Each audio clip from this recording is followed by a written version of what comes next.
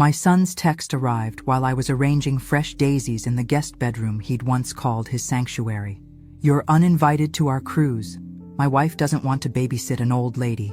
I dropped my phone like it had caught fire, the screen cracking against the hardwood floor. But that broken phone would soon become the least of Bradley's problems.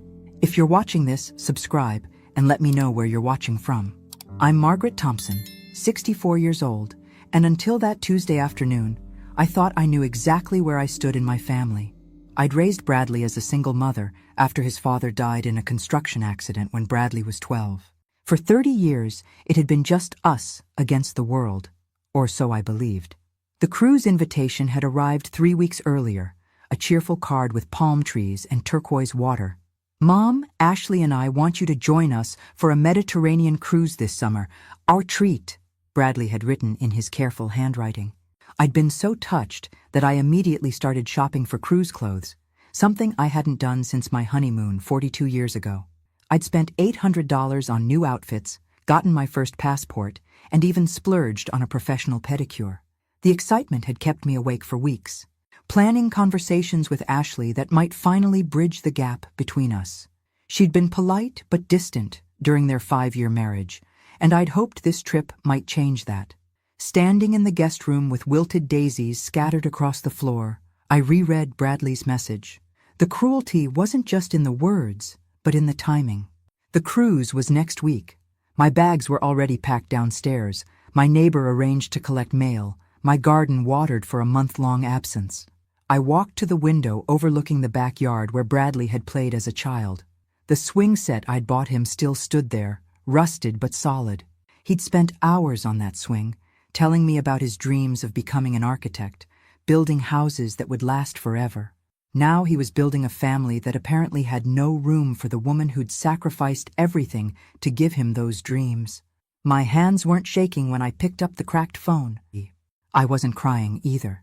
Something colder had settled in my chest, something that felt almost like relief, because Bradley had finally shown me exactly who he'd become, and I was about to show him exactly who I'd always been underneath the accommodating mother act.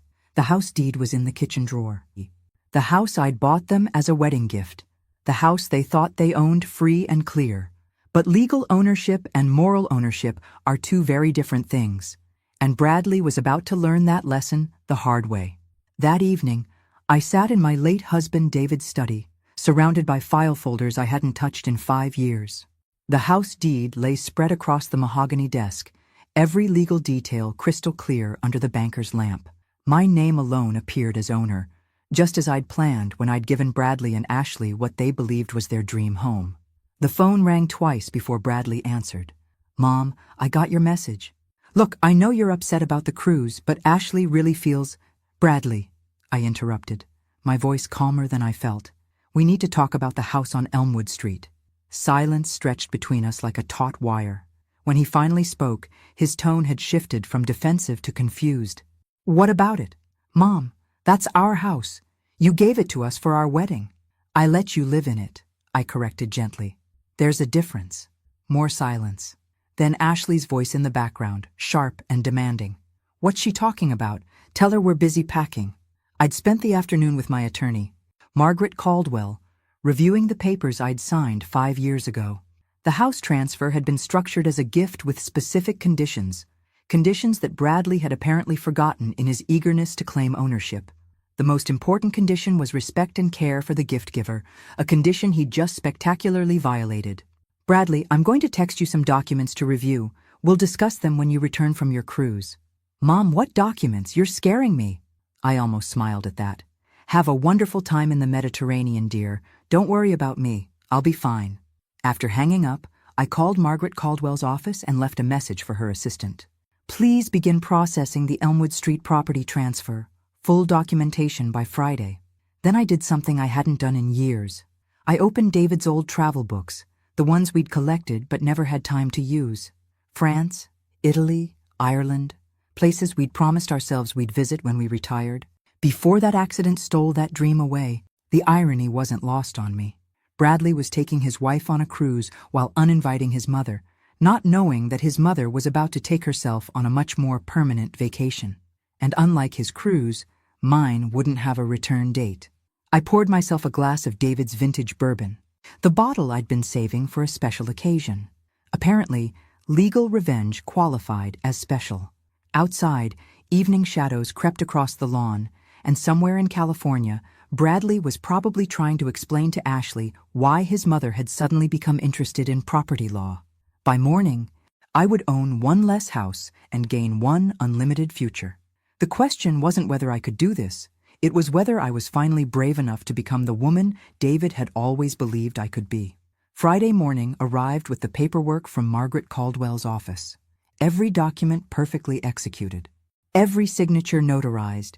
Every legal requirement satisfied.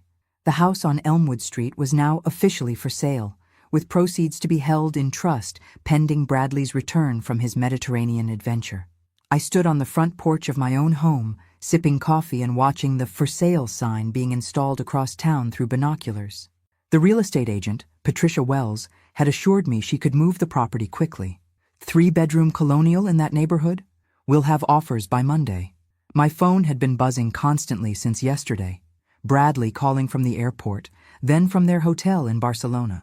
Ashley's number appearing repeatedly. Though she'd never called me directly in 5 years of marriage, I'd let every call go to voicemail. The messages grew increasingly frantic. "Mom, Patricia Wells called saying our house is for sale. This has to be a mistake."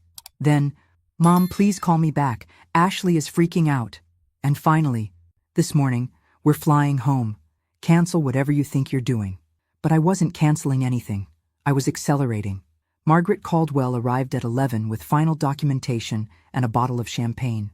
"You know, Margaret," she said, settling into David's old chair, "in 30 years of practicing law, I've never helped anyone execute quite such an elegant revenge." "It's not revenge," I corrected, though I was smiling. "It's consequences." Bradley made a choice when he sent that text. He chose to treat his mother like a burden rather than a blessing. I'm simply responding to his choice with one of my own. We reviewed the trust documents. Everything Bradley and Ashley had paid toward the house over 5 years, mortgage payments, improvements, taxes, was being calculated and would be returned to them. I wasn't stealing from them. I was reclaiming what had always been mine while ensuring they weren't financially devastated. "Where will you go?" Margaret asked. I showed her the travel brochures I'd collected. "I'm thinking Ireland first. David always said his grandmother's cottage in County Cork was the most beautiful place on earth. Then maybe France, Italy, wherever the wind takes me. And if Bradley wants to reconcile when he returns?" I considered this carefully. "He'll have to prove he's learned something about respect and humility, and the difference between having a mother and deserving one." After Margaret left, I began packing. Not everything, just enough for a long journey with an uncertain destination. Clothes that made me feel confident, books I'd been meaning to read, photographs of David and happier times with Bradley.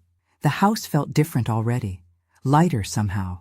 For 5 years, I'd been living as if I were shrinking, making myself smaller to accommodate Bradley and Ashley's vision of what a mother-in-law should be. Quiet, convenient, grateful for whatever scraps of attention they offered. But I'd forgotten something important. I'd forgotten that I was Margaret Thompson, the woman who'd raised a son alone, who'd built a successful career teaching high school literature, who'd loved and been loved by a remarkable man. Somewhere along the way, I'd let myself become just Bradley's mom, instead of remembering I was also David's wife, Margaret's friend, and most importantly, my own person. Saturday brought rain and the first serious offer on the Elmwood Street house. Patricia Wells called at 9 with news that would change everything. "Margaret, we have 3 offers, all above asking price. One buyer wants to close in 10 days. Cash sale."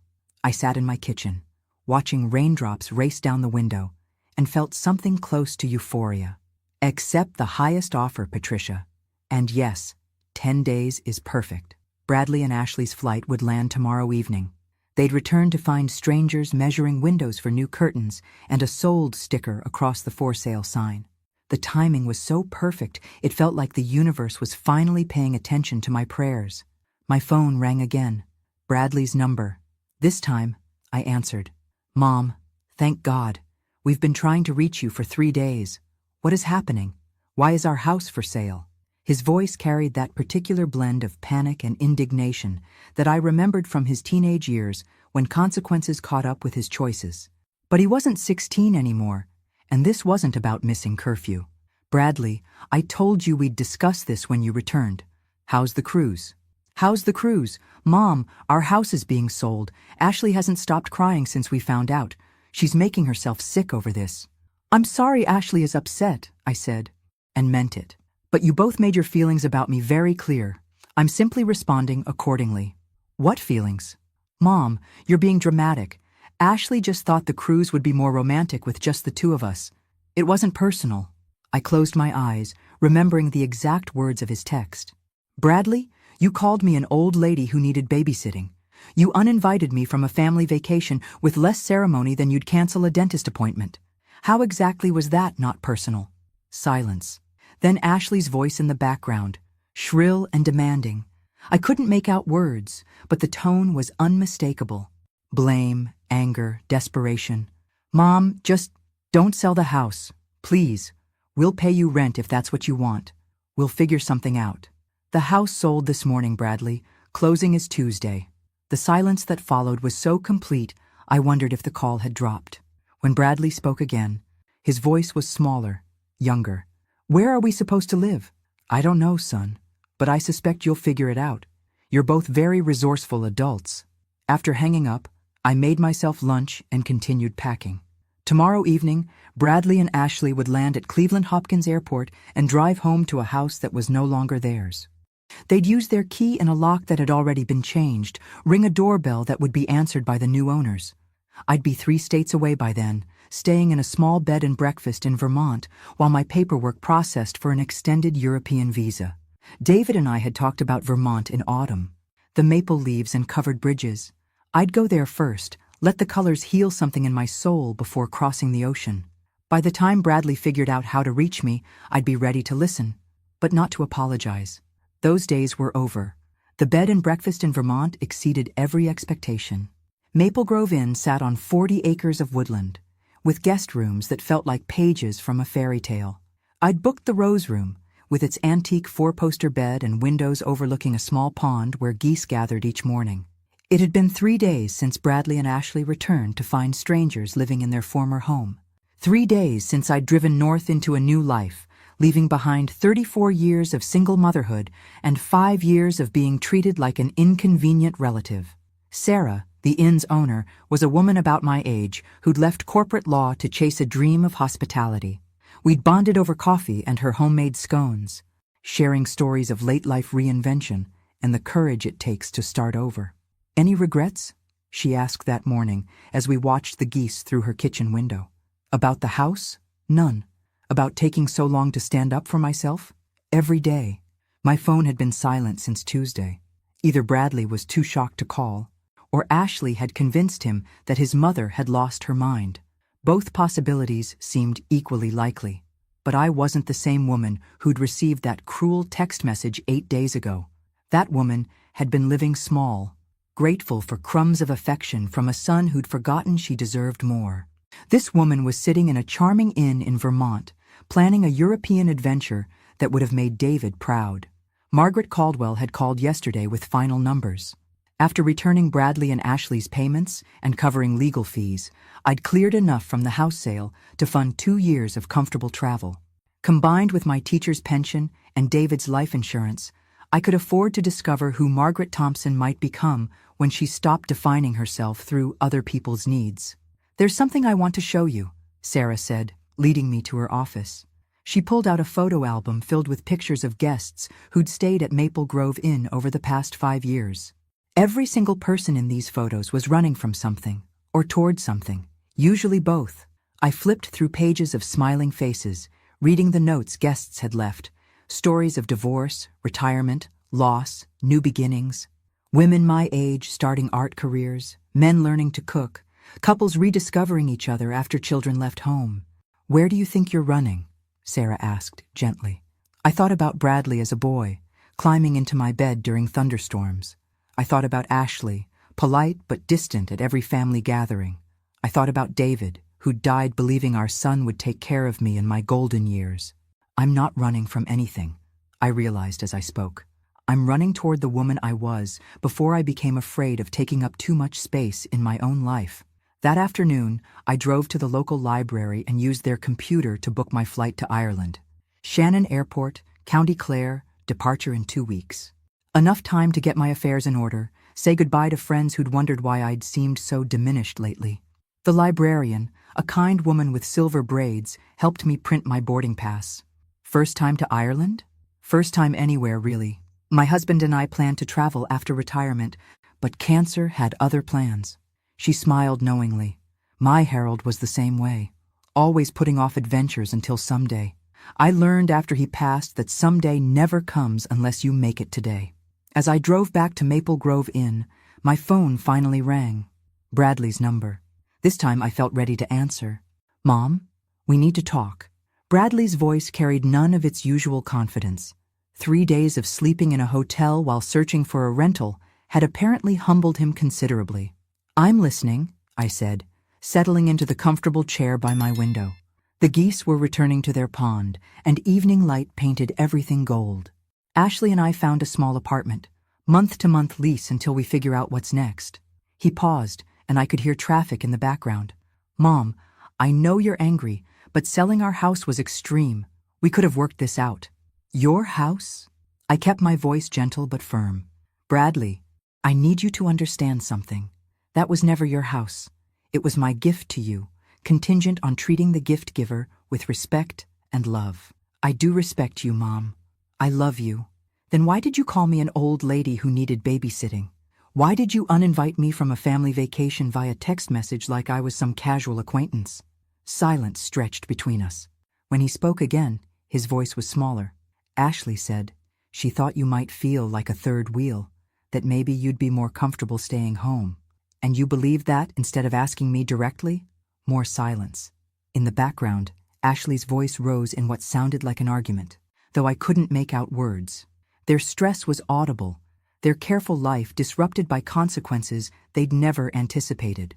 "Mom, where are you? We went to your house, but Mrs. Patterson said you'd gone traveling. You never travel." "I'm in Vermont, planning a trip to Ireland. Your father always wanted to visit his grandmother's homeland." "Ireland? Mom, you can't just disappear to Ireland. What if something happens? What if you need help?" For the first time in our conversation, I smiled. "Bradley, I'm 64 years old, not 94. I taught high school for 32 years. I managed our family finances, raised you alone, and built a life that worked. Why would you assume I can't handle travel? Because you never—" He stopped, apparently realizing how his words sounded. "Because I never put myself first? Because I spent 30 years making sure you had everything you needed, even when it meant I had nothing left for myself?" The silence that followed felt different, heavier. Finally, Bradley spoke, his voice thick with something that might have been realization. "Mom, I'm sorry. About the text, about the cruise, about taking the house for granted. Ashley and I got comfortable thinking you'd always just be there. I'll always be your mother, Bradley. But being taken for granted? That chapter of my life is closed." After we hung up, I sat watching the geese settle in for the night. Tomorrow I'd start the drive back to Ohio to finalize my travel plans and say proper goodbyes. In 2 weeks, I'd be boarding a plane for the first solo adventure of my life. Bradley had sounded genuinely contrite, and perhaps this experience would teach him something valuable about respect and gratitude. But whether it did or didn't, I was done shaping my life around his growth process. Margaret Thompson was going to Ireland, and maybe France, and possibly Italy. She was going to discover what it felt like to wake up each morning with no one's needs to consider but her own. And if her son wanted to rebuild their relationship, he'd have to prove he understood the difference between having a mother and deserving one. 3 months in Ireland changed everything, but it was the letter waiting at my hotel in Dublin that changed everything again. Hotel staff had forwarded it from 3 previous locations, and the return address made my hands shake. Caldwell and Associates Legal Services, urgent. Margaret Caldwell's message was brief, but earth-shattering. Bradley had filed a lawsuit claiming elder abuse and demanding I return the house sale proceeds. He was alleging I was mentally incompetent when I sold the property. But that wasn't the shocking part. The shocking part was that Ashley had filed for divorce, claiming Bradley had manipulated me to fund their lifestyle while hiding his gambling debts. I sat in my small Dublin hotel room, rain pattering against the windows, and laughed until tears came. Bradley, my responsible architect's son, had apparently been living a double life. Ashley's divorce papers, attached to Margaret's letter, painted a picture of secret casino visits, online betting accounts, and credit cards maxed out behind her back. The house sale money hadn't been about revenge after all. It had been about survival. Bradley needed those funds to pay off gambling debts that could have destroyed both their lives. His cruel text about uninviting me hadn't been casual cruelty. It had been desperate manipulation by a man drowning in his own poor choices. My phone rang. Margaret Caldwell's number. Margaret, I assume you've read my letter? Every word. Is it true? The gambling? Ashley provided bank statements, credit reports, everything. Bradley owes approximately $80,000 to various creditors. Some of them aren't the patient type, if you understand my meaning. I understood perfectly. What does Bradley want from me? He wants you to return home immediately and give him power of attorney to access the house sale funds. He's claiming the gambling was stress-related due to worrying about your mental state after David's death. The audacity was breathtaking. And Ashley? Ashley is furious. She genuinely didn't know about the gambling until after you sold the house, and Bradley panicked. She's asking for spousal support and half their remaining assets, which amounts to roughly $4,000 and a car with payments due. That evening, I walked along the River Liffey, watching Dublin come alive in the twilight. Street musicians played traditional Irish songs while couples strolled hand in hand. I'd spent 3 months discovering parts of myself I'd forgotten existed. I'd taken cooking classes in Cork, learned to knit in Galway, and even went on 2 dates with a charming retired professor named Patrick, who'd shown me the real Dublin beyond tourist attractions.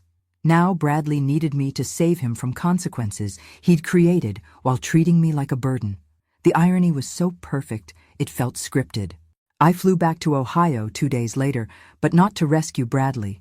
I returned to face him as the woman I'd become, not the accommodating mother I'd been. Margaret Caldwell met me at the airport, her expression mixing professional concern with personal curiosity. "You look different," she observed as we drove toward her office. "Ireland agreed with you." I touched my shorter, more stylish haircut and smiled. Everything agreed with me. That's rather the point.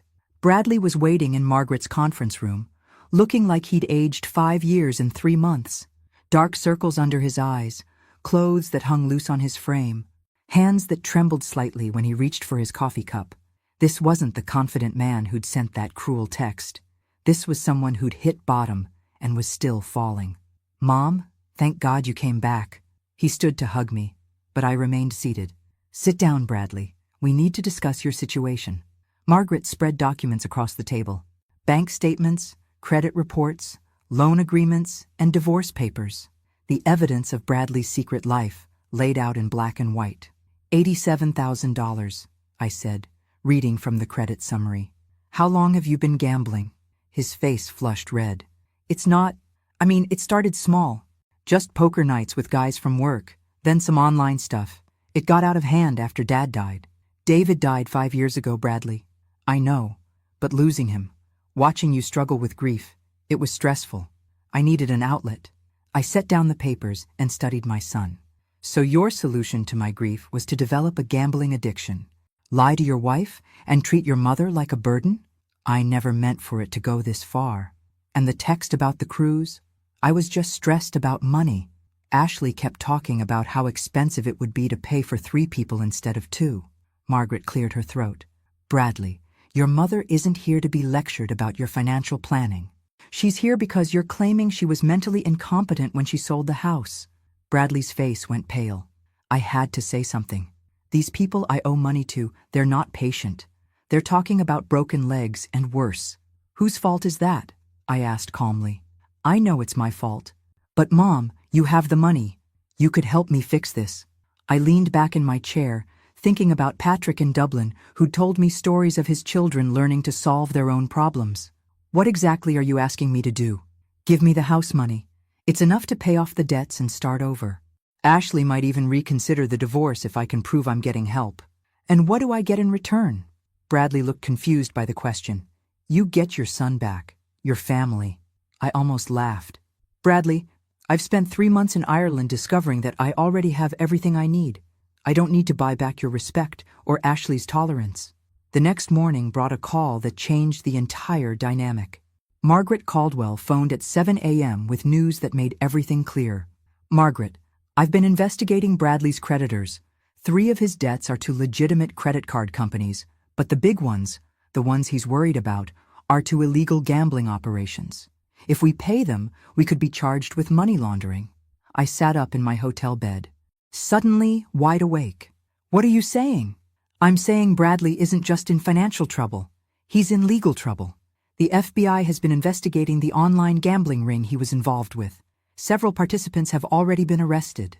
An hour later, I was back in Margaret's office, this time with FBI agent Sarah Chen, a sharp-eyed woman who'd been tracking Bradley's activities for months.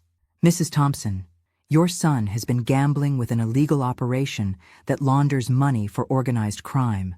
His debts aren't just to casino operators. They're to people who use gambling debts to trap individuals into other illegal activities. What kind of activities? Money laundering? Mostly. Bradley hasn't crossed that line yet, but he's being pressured. His sudden need for $87,000 isn't just about paying debts. It's about avoiding being forced into criminal activity. I thought about Bradley's desperation, his claims about broken legs, and worse. What happens if I give him the money? 2 problems. First, it likely violates federal money laundering statutes. Second, it doesn't solve his real problem. These people don't just want money, they want ongoing compliance. Paying them off would just make Bradley a more valuable asset. Agent Chen showed me photographs of other gambling victims who'd gotten trapped in the same web.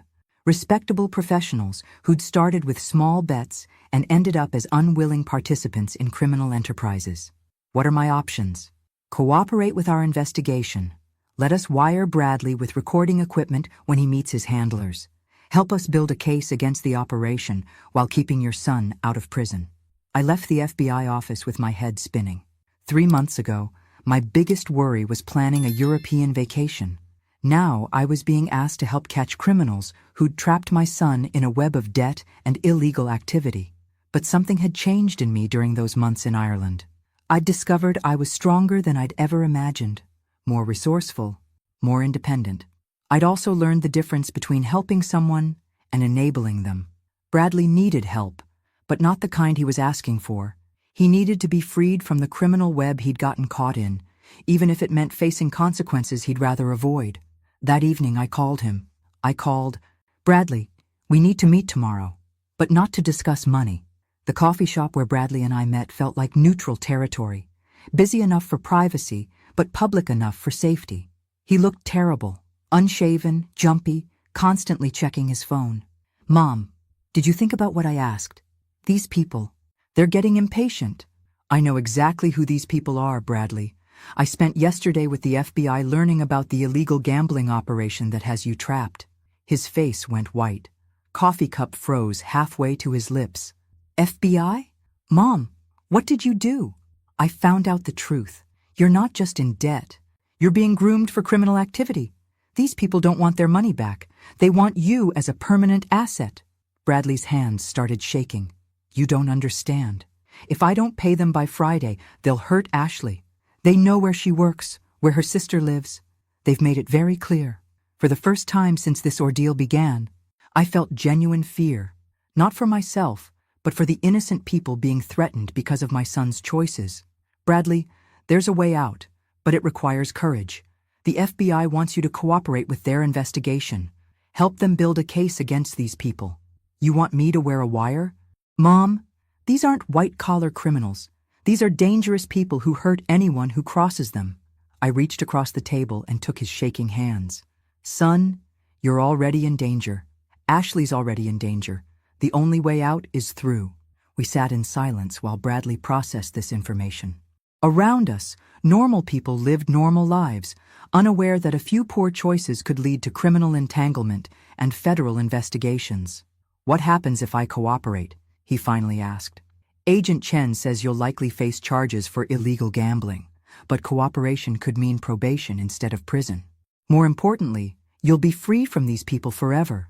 And if I don't cooperate, you become a criminal yourself, or you disappear, or worse. Bradley stared into his coffee cup like it held answers to questions he'd never wanted to ask. How did I get here, Mom? How did I become the kind of person who threatens his own mother for money? That was the question I'd been waiting for him to ask. You got here by making choices, and then making more choices to cover up the consequences of the first choices. But it's not too late to make different choices. My phone buzzed with a text from Agent Chen. Meeting arranged for tomorrow 2 p.m. Is your son ready? I showed Bradley the message. This is your chance to be the man your father raised you to be. The man I know you still are underneath all these mistakes. For the first time in months, Bradley looked me directly in the eyes. Will you come with me to the FBI meeting? Yes, I said without hesitation. But not to pay your debts or clean up your mess. I'll come as your mother, supporting you while you fix this yourself. He nodded, tears finally coming. I'm sorry, Mom, for everything. The text, the house, treating you like you owed me something instead of remembering everything you gave me. I know you are, son. Now let's figure out how to get you out of this mess with your integrity intact. The FBI sting operation happened 3 days later in the parking lot of a shopping center Bradley had been instructed to visit. I watched from Agent Chen's surveillance van as my son, wearing a wire and carrying a briefcase full of marked bills, walked toward a black sedan where 2 men waited. My heart pounded as Bradley approached the car. Through the van's sophisticated listening equipment, we heard every word of the conversation. The men weren't just collecting money. They were detailing Bradley's next assignment. He was supposed to deposit specific amounts in different bank accounts, essentially laundering money through legitimate transactions. Your mother's house money will cover your current debt, one voice said, but you'll be making regular deposits from now on. Think of it as your new job. Bradley's voice came through clearly as he followed the script Agent Chen had provided. What if I want out after this payment? Harsh laughter filled the van. Nobody gets out, architect. You're too valuable now. Clean credit, respectable job, desperate enough to do what you're told. Agent Chen nodded to her team. Within seconds, FBI agents surrounded the black sedan. I watched through binoculars as handcuffs were applied and rights were read. Bradley stood safely to the side, no longer a victim, but not yet free from consequences. 2 hours later, we sat in the FBI office as Agent Chen explained what would happen next. The gambling ring Bradley had been involved with was part of a larger operation that had defrauded victims across 3 states. His cooperation had provided the final evidence needed to dismantle the entire network. Bradley will face charges for illegal gambling, but given his cooperation and the coercive circumstances, we're recommending probation and mandatory addiction counseling, Agent Chen explained. Bradley looked exhausted, but relieved. What about Ashley? Is she safe now? These particular individuals will be in federal custody for a very long time. The threats against your wife are no longer a concern. As we left the federal building, Bradley and I walked in comfortable silence toward my rental car. The man beside me looked like my son again, not the desperate stranger who'd been sending cruel text messages and demanding money. Mom, I know I don't deserve forgiveness, but is there any chance we can rebuild our relationship? I stopped walking and faced him. Bradley, I've learned something important these past few months. I can't rebuild our relationship for both of us. You'll have to prove through actions that you understand the difference between having a mother and deserving one. What does that mean? It means respecting me as a person, not just as someone who's supposed to meet your needs. It means understanding that my life has value beyond what I can provide for you. Bradley nodded slowly. I'd like to try, if you'll let me. I'm going back to Ireland next month, I said. I've rented a cottage in County Cork for 6 months. You're welcome to write letters, real letters where you tell me about the work you're doing on yourself. Just letters? For now. I need to continue discovering who Margaret Thompson is when she's not defined by being Bradley's mother. And you need to discover who Bradley Thompson is when he's not dependent on his mother's resources. We hugged goodbye in the parking lot, but it felt different from our previous embraces. This felt like a beginning rather than an ending. 6 months later, I would receive Bradley's first letter describing his progress in addiction counseling and his efforts to rebuild his life with Ashley, who had withdrawn her divorce papers after learning the full truth. But that afternoon, driving away from the Federal Building, I was thinking about Patrick in Dublin and the cottage overlooking the Irish Sea where I planned to spend my winter writing the story of a woman who'd learned to value herself. Bradley had called me a burden, then discovered he was the one who needed carrying. I'd thought I was selling a house in revenge, but I'd actually been saving both our lives. Sometimes the best gift you can give someone is refusing to rescue them from consequences they need to face. My phone buzzed with a message from Patrick. "Cottage is ready when you are. Still have that bottle of wine we never opened." I texted back, "On my way." And Patrick, "I'm finally ready for that conversation about second chances." The woman who'd received that cruel cruise text 6 months ago might have spent the rest of her life wondering what she'd done wrong. The woman driving toward the airport was wondering what adventure would come next. Thanks for listening. Don't forget to subscribe and feel free to share your story in the comments. Your voice matters.